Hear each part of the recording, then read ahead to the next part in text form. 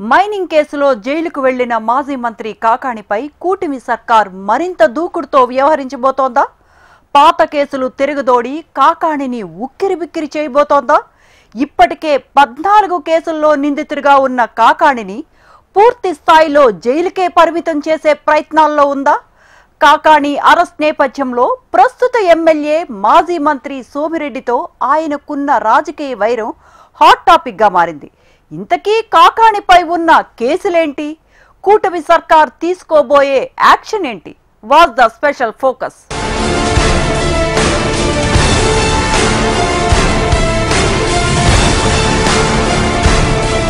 సార్వత్రిక ఎన్నికల అనంతరం ఏపీలో కూటమి సర్కార్ కొలువుదీరింది. అప్పటి నుంచి అధికార ప్రతిపక్షాల మధ్య రాజకీయాలు, ఆధిపత్య పోరాటాలు, విమర్శలు, ప్రతివిమర్శలు తారాస్థాయికి చేరుకున్నాయి. ముఖ్యంగా నెల్లూరు జిల్లాలో అయితే నెక్స్ట్ లెవెల్ అనే చెప్పొచ్చు. అధికార పార్టీ ఎమ్మెల్యే మాజీ మంత్రి సోమిరెడ్డి చంద్రమోహన్ రెడ్డికి, నెల్లూరు జిల్లా వైసీపీ అధ్యక్షుడు మాజీ మంత్రి కాకాని గోవర్ధన్ రెడ్డికి మధ్య రాజకీయ వైరం, వ్యక్తిగత విద్వేషం, శత్రుత్వం వరకు వెళ్లిందంటున్నారు.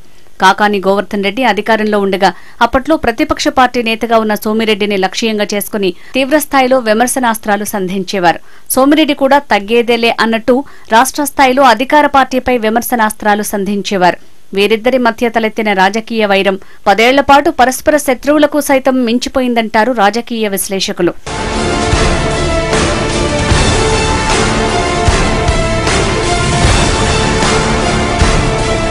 కాలచక్రం గిర్రున తిరిగింది.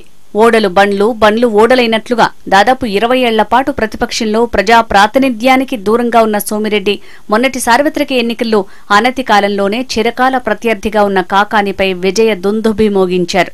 అంతే, అప్పటినుంచి సీన్ రివర్స్ అయింది. తెల్లరాయి అక్రమ రవాణా వ్యవహారంలో మాజీ మంత్రి కాకాని గోవర్ధన్ రెడ్డిపై గురిపెట్టారు. అందులో ప్రభుత్వం మారినా కాకాని అధికార పక్షంపై మరింత దూకుడు పెంచడంతో వీరిద్దరి మధ్య వైరం తారాస్థాయికి చేరింది.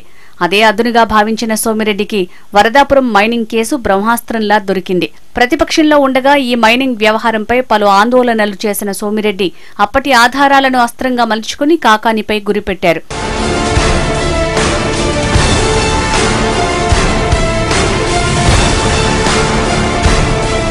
మరోవైపు ఆంధ్రప్రదేశ్లో గన్నవరం మాజీ ఎమ్మెల్యే వల్లభనేని వంశీ వ్యవహారం హాట్ టాపిక్ గా మారింది.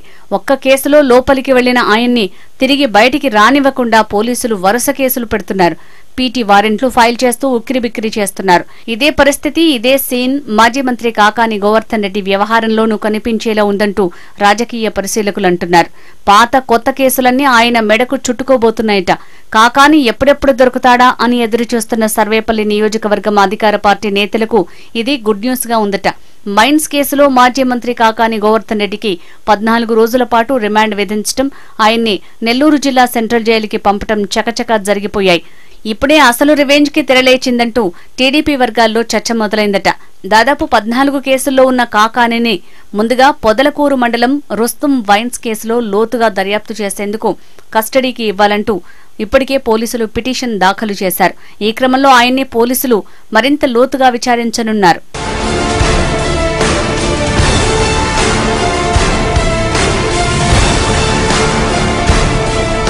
ఒకసారి పోలీసుల కస్టడీకి వచ్చిన మరుక్షణం నుంచి పీటీ వారెంట్ల పేరుతో మాజీ మంత్రి కాకాని గోవర్ధన్ రెడ్డిని పలు పోలీస్ స్టేషన్లకు తిప్పే ఆలోచనలు జిల్లా పోలీసులు ఉన్నట్లు అధికార వర్గాల్లో ప్రధాన చర్చగా ఉందట. ముఖ్యంగా సర్వేపల్లి నియోజకవర్గంలో కాకాని హయాంలో జరిగిన పనుల్లో అవినీతి జరిగిందంటూ ఇప్పటికే పలు పోలీస్ స్టేషన్లలోనూ సీబీఐకి అధికార పార్టీ నేతలు ఫిర్యాదు చేశారట. ఇందులో ప్రధానంగా సర్వేపల్లి రిజర్వాయర్లో మట్టి అక్రమ తవ్వకాలపై ప్రత్యేక దర్యాప్తు బృందం విచారణ జరుగుతోంది. ఇప్పటికే అధికారుల్ని సైతం ప్రశ్నించింది. గ్రావెల్ తవ్వకాలకు ఇచ్చిన పర్మిషన్లు చెల్లించిన డీడీలను సైతం స్వాధీనం చేసుకుంది. ఈ కేసులో గ్రావెల్ తరలించిన డ్రైవర్లను సైతం ప్రత్యేక దర్యాప్తు బృందం విచారించింది. ఈ వ్యవహారంలో కూడా విచారణలో తిరిగి కాకాని దగ్గరికి వెళ్లే అవకాశాలున్నాయని జిల్లా పోలీస్ శాఖలో చర్చ జరుగుతోందట.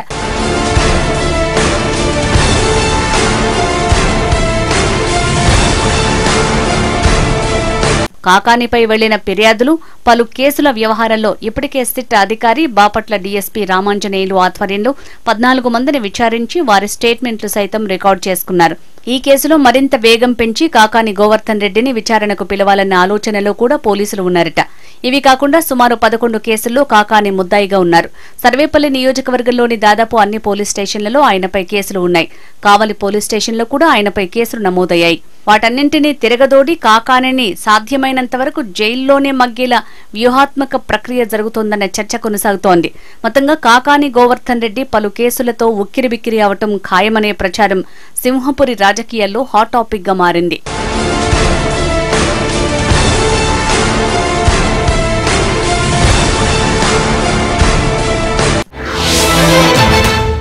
ఆ ఇద్దరు మంత్రుల మధ్య ఆధిపత్య పోరు తారాస్థాయికి చేరిందా? సొంత జిల్లా నుంచి మొదలు రాష్ట్ర స్థాయి దాకా ఆ ఇద్దరు మంత్రుల వ్యవహార శైలితో కోల్డ్ వార్ జోరుగా సాగుతోందా? అందుకే వారి శాఖలపై ప్రత్యర్థులే కాక సొంత పార్టీ నేతలే అవినీతి ఆరోపణలు చేస్తున్నారా? వీరి వ్యవహార శైలి ప్రత్యర్థులకు అస్త్రంగా మారిందా? ఇంతకీ ఆ ఇద్దరు మంత్రులెవరు? అంత గ్యాప్ ఎందుకొచ్చింది? Watch the story.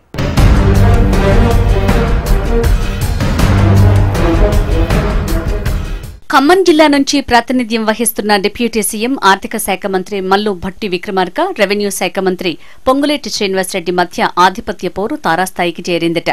ఇద్దరు మంత్రులు సొంత జిల్లా ఖమ్మం నుంచి మొదలు సచివాలయం దాకా అంటిముట్టనట్టు వ్యవహరిస్తున్నారట. దీనికి తోడు ఇద్దరు మంత్రుల అనుచరగణం సైతం వారి మధ్య గ్యాప్ ని అడ్వాన్స్ గా తీసుకుని మరింత పెంచుతున్నారట. అందుకే డిప్యూటీ సీఎంపై కమిషన్ల ఆరోపణలు, రెవెన్యూ మంత్రిపై భూముల ఆక్రమణ రిజిస్ట్రేషన్ల ఆరోపణలు సచివాలయం కేంద్రంగా ప్రతిపక్షాల నోట గుప్పుమంటున్నాయట. దీనికి ఆ ఇద్దరు మంత్రుల వ్యవహార శైలి కూడా కారణమవుతోందన్న టాక్ బలంగా వినిపిస్తోందట.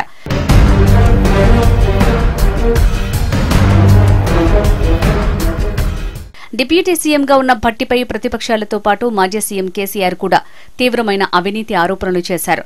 ఇంకా సచివాలయంలో ఆయన ఛాంబర్ వద్ద కాంట్రాక్టర్లు ఆందోళన కూడా చేశారు. 20-30% కమిషన్ అంటూ ఆరోపణలు కలకలం రేపాయి. దీనిపై డిప్యూటీ సీఎం గానీ ఇతర నేతలు గానీ ఎవరూ కనీసం స్పందించలేదు. ఇక బీజేపీ ఎంపీ ఈటెల కూడా బహిరంగంగా ఆర్థిక శాఖపై కామెంట్ చేయటం, ఆ కామెంట్ వెనుక తన జిల్లాకు చెందిన మంత్రి సహకారం ఉందన్న చర్చ ఉంది. గతంలో ఈటెలతో ఖమ్మం జిల్లా నుంచి ఉన్న ప్రస్తుత మంత్రికి వ్యాపార భాగస్వామ్యం ఉందంటారు. అందుకే తనను బద్నాం చేసే పనిలో తన జిల్లాకు చెందిన మంత్రి పొంగులేటి శ్రీనివాసరెడ్డి వర్గం ఉందన్న అభిప్రాయం భట్టి వర్గంలో ఉందట.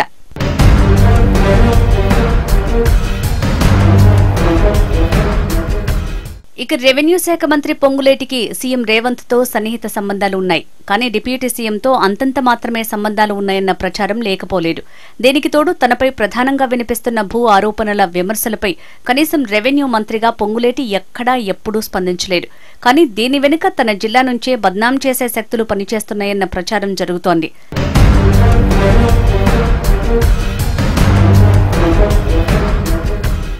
ఖమ్మం జిల్లా మదిర నుంచి డిప్యూటీ సీఎం మల్లు భట్టి విక్రమార్క, పాలేరు నుంచి రెవెన్యూ శాఖ మంత్రి పొంగులేటి శ్రీనివాసరెడ్డి ప్రాతినిధ్యం వహిస్తున్నారు. అయితే ఇప్పటి వరకు 2 నియోజకవర్గాల్లో ఇద్దరు మంత్రుల మధ్య పరస్పరం అనధికారికంగా నో ఎంట్రీ నిబంధన కూడా అమల్లో ఉందట. తెలంగాణ రాష్ట్ర రాజకీయాల్లో ఎక్కడా విమర్శలు కానీ ఆరోపణలు కానీ వచ్చినా ఆర్థిక, రెవెన్యూ శాఖలనే టార్గెట్ గా చేసుకుని ఉంటున్న పరిస్థితి. కానీ ఇద్దరు మంత్రులు మాత్రం ఎప్పుడు కూడా వీటిని ఖండించిన దాఖలాలు లేవు. దీనికి ప్రధానంగా ఇద్దరు మంత్రుల గ్యాప్తో పాటు ఆధిపత్య పోరు కూడా బలమైన కారణంగా చెప్తున్నారు రాజకీయ పరిశీలకులు. ఇవే అవినీతి ఆరోపణలకు ఆజ్యం పోస్తున్నాయట.